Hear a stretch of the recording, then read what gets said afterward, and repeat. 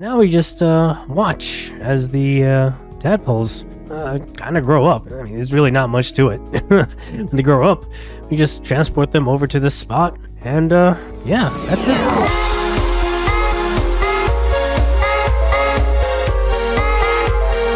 What up, my roomies, and welcome back to the technical guide to Minecraft. And today we're going to be making a froglight farm. And if you've noticed my voice, I'm feeling a lot better.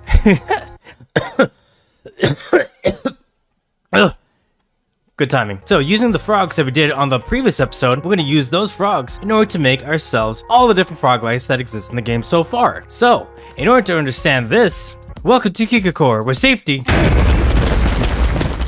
is a concern. So in order to get froglight farms, you, one, of course, need a frog, and two, you need a magma cube. And when a frog sees a magma cube, it'll go up to the magma cube and promptly eat it, and thus you get yourselves a froglight. And depending on the type of frog will dictate the kind of froglight that you have. Now, because we have all three types of frogs, temperate, hot, and cold frogs, we then are able to get all the different types of froglights that exist in the game. Now, as far as luring the magma cube into a position, all we need is an iron golem, and this is because the magma cube and the iron golem are both hostile to each other. So it'll fall into position, and whatever's left over is what the frog is going to eat in order to make ourselves some froglights. But we are going to take this further by getting ourselves some powdered snow. So if you put down powdered snow and put it right on top, the magma cubes at its smallest state will not touch the powdered snow, but these guys will. And as a result, will then be bumped into smaller versions of themselves, which will then get promptly eaten by this frog to make ourselves some more froglights. Now, obviously, this is a sloppily created kind of farm. Is a way to make it even more efficient by doing some simple construction around this game mechanic. So over here, we have ourselves a small mock-up of the farm that we're going to make. And on the bottom in here,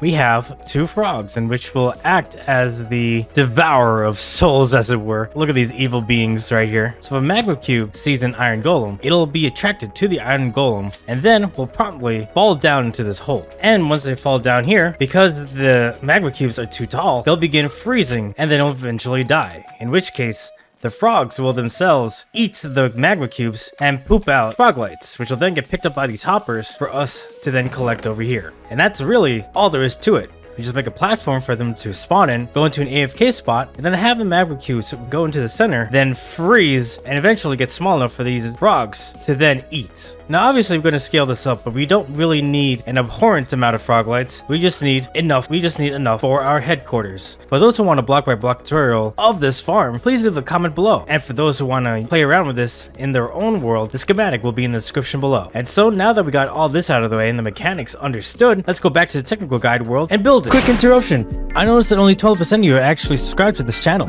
Watching this long, I must be doing something right, so if you like this video, hit that like button and please subscribe to this channel. Any support helps, and these videos take a bit long to make. Thank you so much, and back to the video.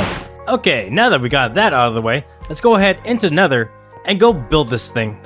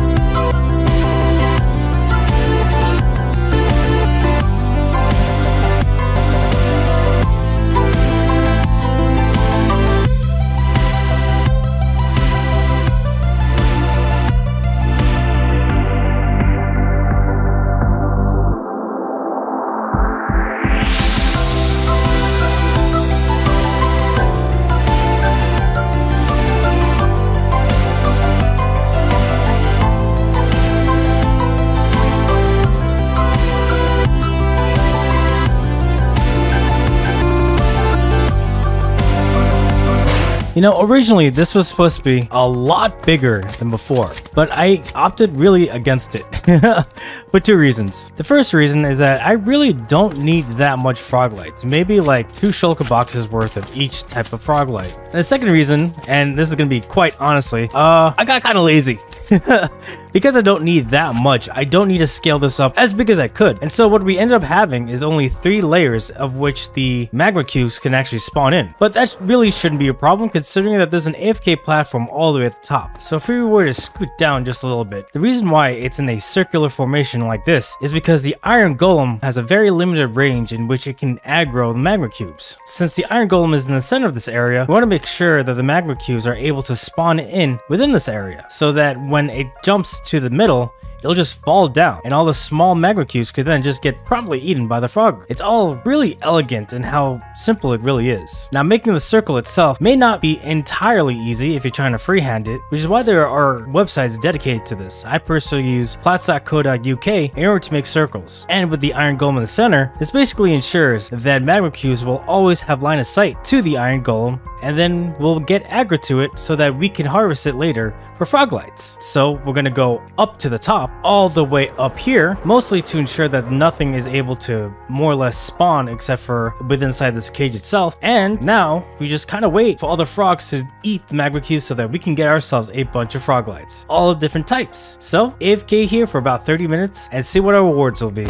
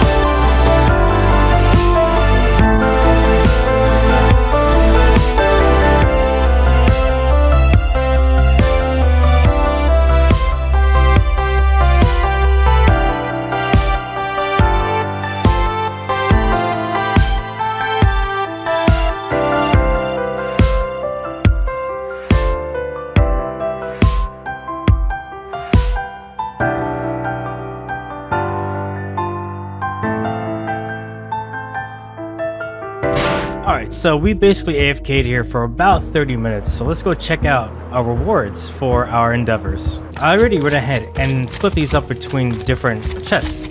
So on the first chest we have almost 1 full chest of magma cream. On the second chest we have almost a double chest of pearlescent froglights. The third chest we have almost a double chest of verdant froglights. And finally we have almost a double chest of ochre froglights. And with these we'll be able to have different colors of lights for the Kikukor headquarters, also known as Ambrosia. But now that we got all this, it's time to get the crux of any good solar system. We need to make ourselves an ice farm.